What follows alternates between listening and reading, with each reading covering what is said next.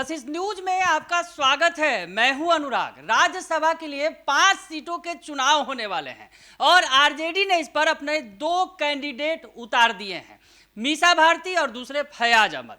कल उन्होंने नॉमिनेशन भी कर दिया, लेकिन आरजेडी के अंदर अब घमासान मच गया है। जी हां, कल हमने आपको तस्वीरें दिखाई थी कि किस तरह से सिवान में घमासान हो रहा है। दरअसल मोहम्मद शहाबुद्दीन, जो आरजेडी के कभी माई समीकरण के एम के स्तंभ थे, यानी मोहम्मद शहाबुद्दीन के इर्द गिर्द जो है जो माइनॉरिटी था समुदाय, जो मुस्लिम समुदाय का वोट बैंक घूमता था। लालू यादव के खासम खास थे मोहम्मद शहाबुद्दीन। लंबे समय तक सांसद रहे, प्रतिनिधित्व किया और सिवान ही नहीं, सिवान के आसपास के कई जिलों में लगभग 30 सीटों पर अगर बात करें तो मोहम्मद शहाबुद्दीन का 30 विधानसभा सीटों पर प्रभाव रहा।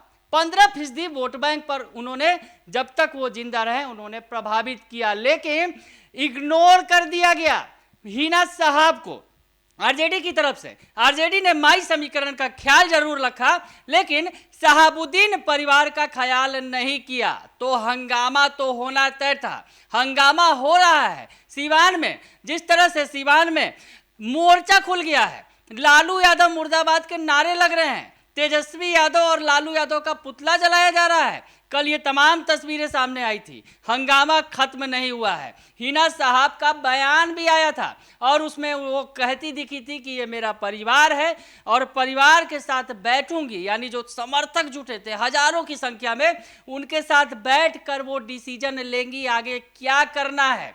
यानी आरजेडी में जिस तरह से उम्मीद थी और बताया ये जा रहा था कि हिना साहब से कई राउंड की बात भी हुई है, आरजेडी सुप्रीमो लालू यादव और तेजस्वी यादव की उम्मीद पूरी थी, लेकिन वो हो नहीं सकी। हिना साहब को टिकट नहीं मिला।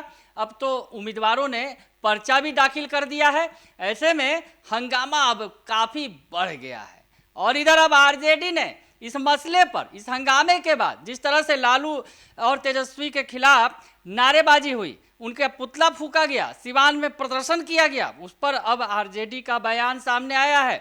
आरजेडी के प्रवक्ता शक्ति सिंह यादव क्या कह रहे हैं, सुन लीजिए आप। हिना साहब की नाराजगी किस परिप्रेक्ष्य में है वो अलग विषय है, लेकिन पार्टी ने हिना साहब को सम्मान देने में कभी चूक नहीं किया है।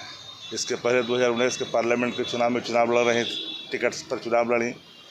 अब ऐसा कतई संभव नहीं है कि हर चीज़ एक ही जगह संभव हो।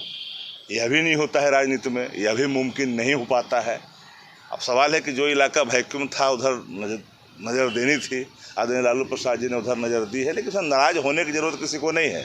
पार्टी सम्मान देने में कमी नहीं की है, बल्कि उस इलाके में कौन लड़ेगा विधानसभा, कौन लड़ेगा विधान परिषद, यह भी तय करते हैं वो लोग, तो वही पार्टी मान जाती है।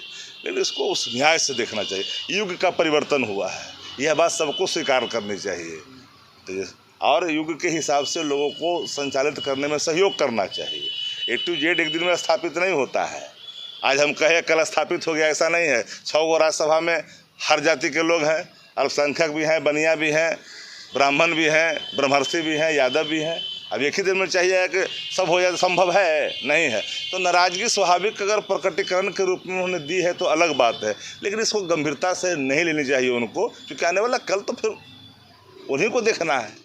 तो सुन लिया आपने कि शक्ति सिंह यादव, जो आरजेडी के प्रवक्ता हैं, नसीहत देते नजर आ रहे हैं। यानी आरजेडी के पर जिस तरह से शहाबुद्दीन परिवार की अनदेखी भारी पड़ती दिख रही है, वैसे में आरजेडी अब नसीहत दे रही है शहाबुद्दीन के परिवार को, शहाबुद्दीन के कुनबे को, उनके पत्नी हिना साहब को। उनकी नाराजगी को लेकर अब जो है बयान आया और उसमें कहा गया कि उनको नाराज होने की ज़रूरत नहीं है। उनकी बात अक्सर सुनी गई है और हर वक्त परिस्थितियां एक समान नहीं होती हैं। तो अब कौन सी परिस्थिति की बात कर रही है आरजेडी, कौन सी परिस्थितियां ऐसी बदल गई हैं?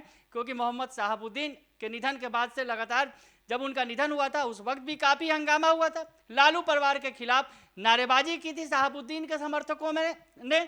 उनके 100 को लाना चाहते थे वो सिवान, लेकिन लाया नहीं जा सका था, दिल्ली में ही दफनाया गया था, तो उसमें भी हंगामा हुआ था। उस वक्त भी काफ़ी छीछा लेदर हुआ था, बात को पैचअप करने की कोशिश की गई थी। और अब जो राज्यसभा चुनाव के बहाने ये हंगामा उठा है, तो अब ये कहाँ तक जाएगा हंगामा, ये देखना होगा, क्योंकि शहाबुद्दीन परिवार की अनदेखी की गई है और हिना साहब को राज्यसभा नहीं भेजा है। लालू यादव का फैसला आखिरी था। तो ऐसे में अब ये देखना दिलचस्प होगा कि आगे क्या कुछ होता है, किस तरह से सियासत मोड़ लेती है हिना साहब, अब पाला बदलती है क्या। बने रहिए कशिश न्यूज के साथ, तमाम खबरों से आपको अपडेट रखेंगे। फिलहाल के लिए इतना ही, धन्यवाद।